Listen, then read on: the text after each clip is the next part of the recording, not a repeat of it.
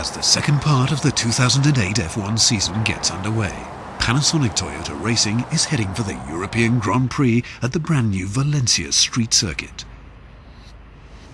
The team has conducted several track inspections, starting back in January, when construction work at the new facility was still in full swing. The best way to prepare to those circuits is just to get there as soon as possible in order to visit the circuit layout and spot out eventually details on the circuit. It's very difficult to prepare in any other way because obviously the best thing is to drive on it. 6 months later, and Valencia is now ready to welcome Formula One for the first time. The circuit has a number of unique features. No other F1 track is so close to a popular beach. And there's a newly built bridge that carries the circuit across the entrance to the harbour, but also swings open to allow access for shipping.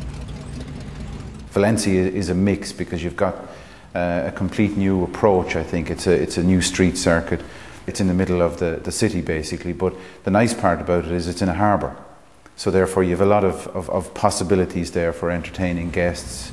You know, it's always a nice idea when you've got boats and F1 cars mixed. I think Monaco gives us that kind of a magic feeling once a year. So it's nice to see somewhere like Valencia coming in. So an attractive new venue. But for Panasonic Toyota Racing, the key focus is on the track and its infrastructure. Valencia's unusual features start in the pit lane, where the garages are housed inside the old Port Tinglados, or warehouses. The circuit itself is long, stretching to almost 5.5 kilometres, with lap times expected to be around 1 minute 37 seconds. The start-finish line is part of a busy public road. This is the widest part of a wide circuit, up to 15 metres between the crash fences at this point. The track follows a long, fast right-hand curve before the 90-degree turn at Grua Cabrier takes it along the dockside. Exiting from here, it picks up speed again through the Malvarosa section until it reaches a hairpin before the bridge.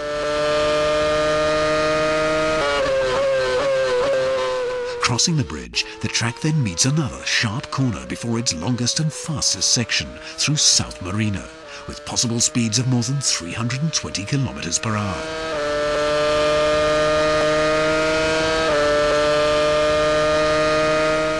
There's a slow complex past the fish market area, ending with the highest G-force corner of the circuit, before picking up speed again through the long, gently curving Nazareth section. With a distance of just over 310 kilometers, the European Grand Prix is the second longest race in the F1 calendar after Malaysia.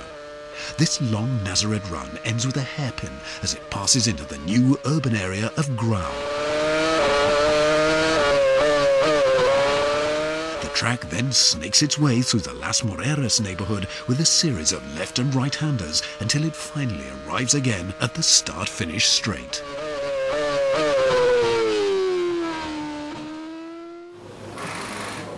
In their preparations for the race, Panasonic Toyota Racing team members have examined the track profile in detail. We will have to see how the surface is.